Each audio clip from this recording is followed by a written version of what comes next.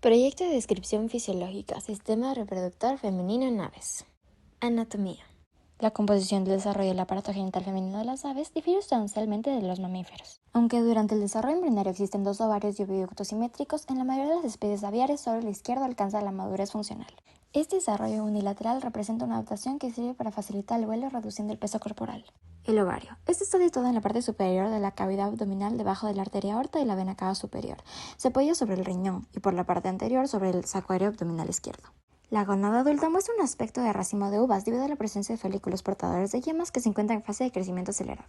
Cada folículo está unido al ovario por un pedicelo, por donde penetran arterias, el sistema venoso y fibras nerviosas. En el momento de la ovulación, las arterias dejan de nutrir al folículo seleccionado para desprenderse, por lo cual el pedicelo se rompe y la yema cae al oviducto. El oviducto es un órgano tubular que se extiende desde el infundíbulo hasta la superficie ventral de la vagina, el cual puede ser fisiológicamente dividido en infundíbulo, magnum, istmo, útero y vagina. Además, sus capas musculares producen contracciones peristálticas que ayudan a transportar al óvulo.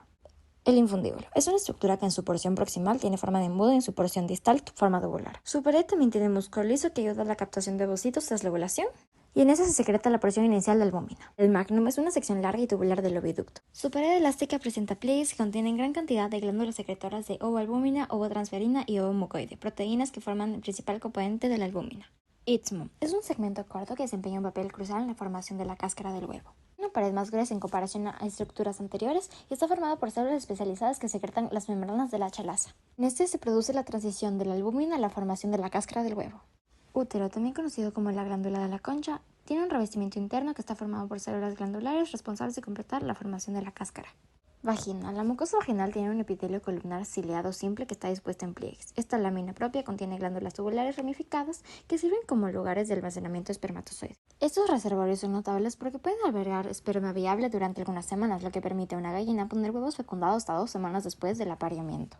Cloaca es una cavidad situada en el extremo posterior del aparato digestivo de las aves. Es una cámara común donde convergen los tractos gastrointestinal, urinario y reproductor. Este se divide en 3 secciones. El coprodeo recibe materia fecal, el urodeo recibe orina y productos reproductivos y el proctodeo funciona como recto. Ahora vamos a hablar sobre el control de la reproducción. En aves, la actividad reproductiva está controlada tanto por estímulos externos como por mecanismos internos de control que han desarrollado a lo largo de la evolución. Aunque los patrones reproductivos difieren entre especies, es claro que sí hay sistemas de control con varios elementos en común. El hipotálamo es estimulado o inhibido por factores internos y externos que afectan la liberación de neurohormonas, las cuales a su vez controlan la glándula pituitaria. La porción anterior de la pituitaria o adenohipófisis es una glándula endocrina, por lo que libera hormonas que influirán sobre glándulas endocrinas de todo el cuerpo, incluyendo las presentes en testículos y ovarios. Hay al menos 2 patrones de actividad hipotalámica que han sido identificados en aves con respecto a la función gonadotrópica de la pituitaria anterior.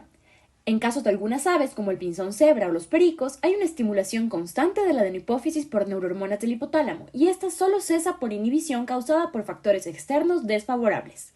Por ende, estas especies no se reproducen cuando las condiciones ambientales no son adecuadas, como lluvias muy fuertes y temperaturas extremas, pues esto conllevará a la indisponibilidad de comida, sitios de anidación inadecuados o indisponibilidad de las parejas. En cambio, en otras especies hay una inhibición constante de la adenohipófisis.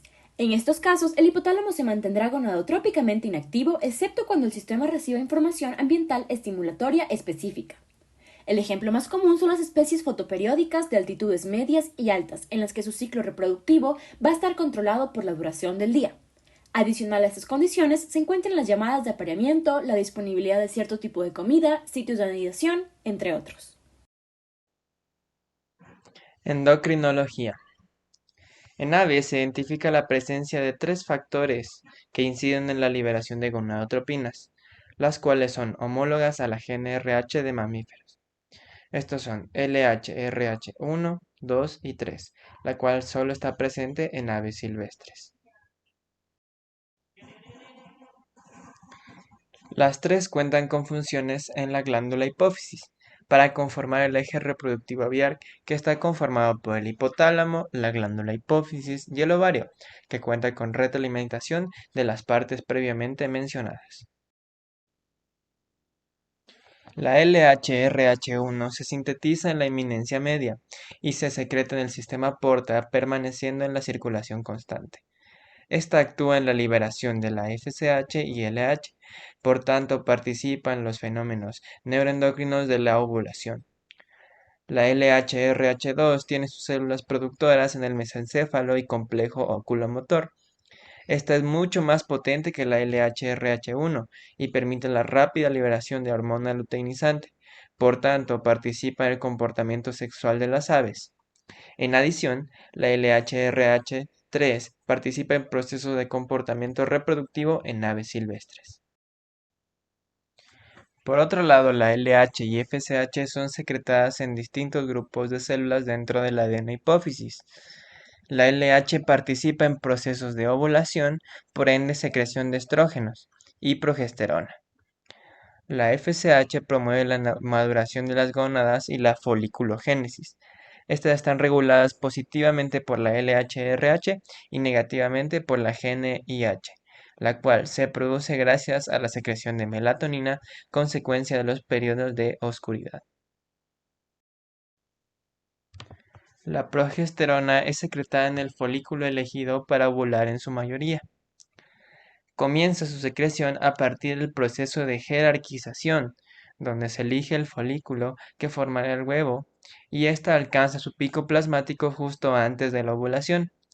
La función que desempeña es funcionar como retroalimentación positiva para LHRH, de manera que ésta secrete hormona luteinizante que permita la ruptura del folículo y ovulación.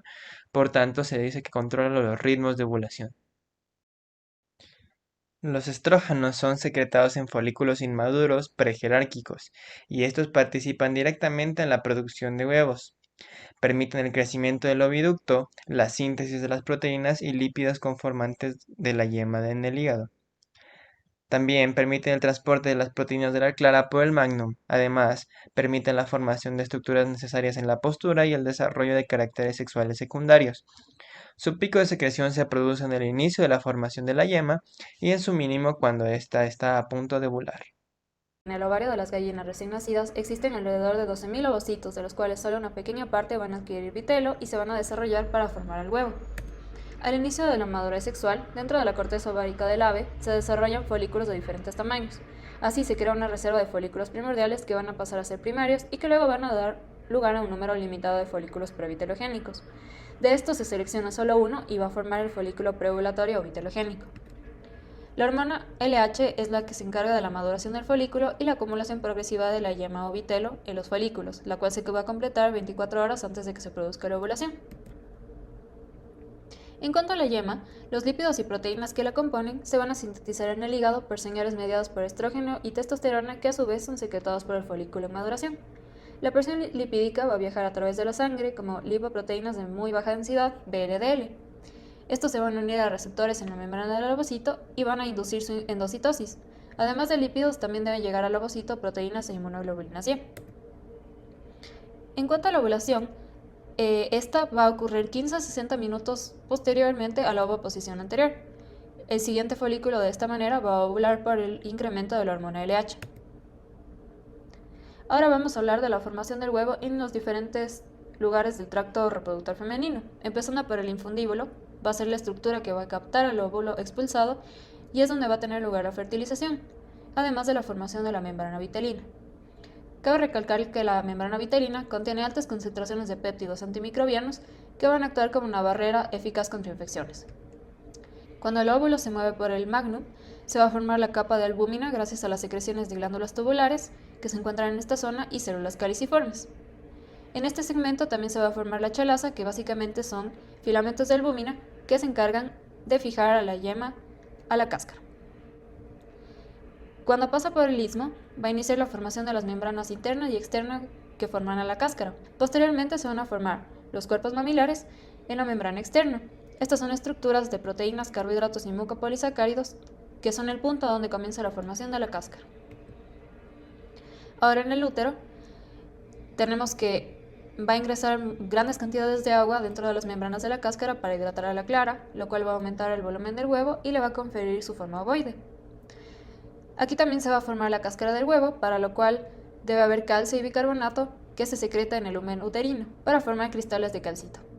60 a 80% del calcio se va a absorber en el intestino durante la formación de la cáscara, mientras que el restante 20 a 40% se va a movilizar desde el hueso. El último paso es la formación de la cutícula, que es una membrana que se forma sobre la cáscara del huevo. Esta está formada por polisacáridos, lípidos y proteínas con actividad microbiana. En cuanto a la ovoposición, esta inicia cuando se relaja el esfínter uterino y cuando existe la contracción de la musculatura lisa uterina. Esta está regulada por oxitocina y prostaglandinas.